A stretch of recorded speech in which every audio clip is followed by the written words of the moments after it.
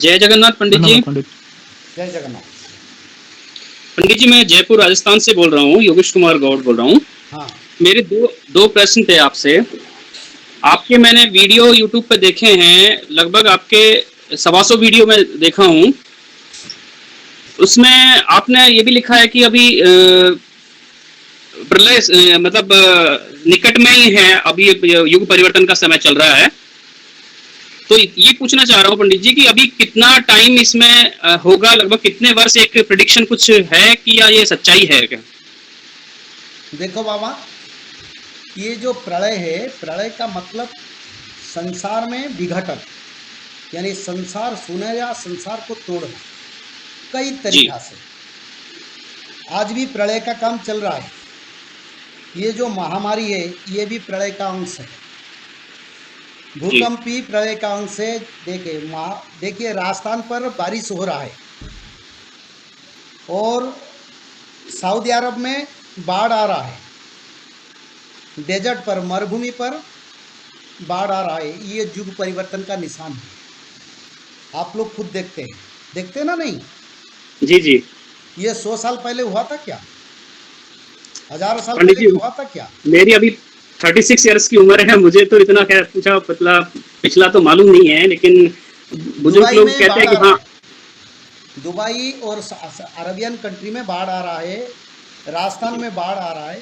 ये सत्ययुग में मरुभूमि भी समतल, जैसे कि हरियाली क्षेत्र बनेगा। तो ये संसार का परिवर्तन का निशानी है। आप लोगों के लिए अच्छा वाणी है। और ये युग परिवर्तन जब होता है तो क्लाइमेट में परिवर्तन होता है और रोग महामारी की वजह से पापी लोगों का मौत होता है और युद्ध लगता है, आपस में हिंसा लगता है, खाद्यान्न अभाव रह जाता है। जो आज दिखाई दे रहा है ये करीब 10 साल तक धर्म संस्थापना चलेगा और उससे बीच में इतना समय, ऐसा समय आएगा शायद हम बात नहीं कर पाए, क्योंकि कंप्यूटर फेल हो जाएगा, नेटवर्क, कंप्यूटर, इलेक्ट्रिसिटी फेल होगा अगले समय में। जय जगन्नाथ। जय श्री माधव पंडित जी, चरण स्पर्श। जय जगन्नाथ, आपका चरण स्पर्श। पंडित जी, मेरा प्रश्न है गांधी जी के विषय में कि गांधी जी का इस युग में क्या लिखा है भविष्यवाणी का है? मैंने तो अपना एपिसोड में छोड़ा था महात्मा गांधी के बारे में। जी, मेरे जो भविष्य मालिका का जो एपिसोड छोड़ा था उसके बारे में हमने एक स्पेशल एपिसोड किया था महात्मा गांधी जी के बारे में। इसमें लिखा गया था, मोहन नामरे मोहन गुजराष्ट्र जन्म हेब, राम नामरे मोहन नामटी बहिब, राम नामरे संसार बहिब। यानी मालिका में इसके बारे में लिखा था, गुजरात में जन्म होंगे और उनका नाम मोहन रहेगा, राम नाम पकड़ के चलेंगे, भारत की स्वाधीनता आंदोलन करेंगे और नाथुरामगढ़ से और नारायण आप्टे के गोली से उनका मौत होगा। ये मालिका में लिखा था। इस युग के विषय में क्या लिखा पंडित जी? चीन के विषय में तबाही के बारे में लिखा है। नहीं, इस युग में गांधी जी के विषय में क्या लिखा है नए युग के लिए? नई युग के लिए मालिका में देखिए, मालिका में इतना लिखा था, ऐसे सज्जन भारत में गुजरात पर जन्म होंगे जो भारत की स्वाधीनता आंदोलन में काम करेंगे और अंत में नारायण आप्टे और नाथुरामगढ़ से गोली में उनका मौत होगा। ये मालिका में लिखा है। और उनका बाद कलियुग का और प्रभाव बढ़ेगा, इसमें ये भी लिखा था। ये कंट्रोवर्शियल टॉक है, क्योंकि देखिए हम किसी कंट्रोवर्शियल में नहीं हूं, क्योंकि हम सनातन धर्म और सत्य युग का बात कर रहे हैं। इस युग में हम नहीं है, तो इसलिए हम नहीं चाहते कोई किसी बोले, कोई किसी को हानि पहुंचे, कोई कुछ बोले। हम सिर्फ जय जगन्नाथ और सनातन धर्म और कुछ नहीं। और बड़ा विनाशकारी समय आएगा। कौन बचेंगे? जो लोग त्रिकाल संध्या करेंगे, जो लोग माधव नाम भजन करेंगे, जो लोग भगवत महापुराण, श्रीमद् भागवत महापुराण में, भगवत गीता का बात नहीं कर रहा हूं मैं, श्रीमद् भागवत महापुराण का बात कर रहा हूं। लोग जानने लगे हैं, आगे भारत जानेगा, विश्व जानेगा और भक्त लोग रह जाएंगे, पापियों का विनाश हो जाएगा। तो इसलिए आप लोगों को त्रिकाल संध्या करना पड़ेगा।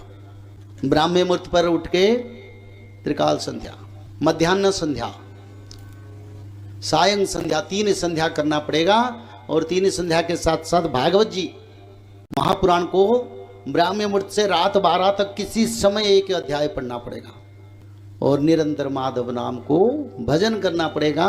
और माधव नाम भजन करने से क्या होगा? माधव नाम भजन करने से भगवान आदि विष्णु सनातन कल की भगवान का कृपा आपके ऊपर रहेगा। जब यहाँ गोलियां बरसेगा, मिसाइल बरसेगा, पंचवत का प्रलय होगा, तब माधव नाम भज के भक्त लोग रक्षा हो जाएंगे। उनके ऊपर गोलियां लगेगा नहीं, ये लिखा है। जो माधव नाम भजन करेंगे, त्रिकाल संध्या करेंगे, उनकी ऊपर गोलियां मिसाइल एटॉमिक भी काम नहीं करेगा। बोले प्रेम से एक बार हरि हरि जय श्री माधव।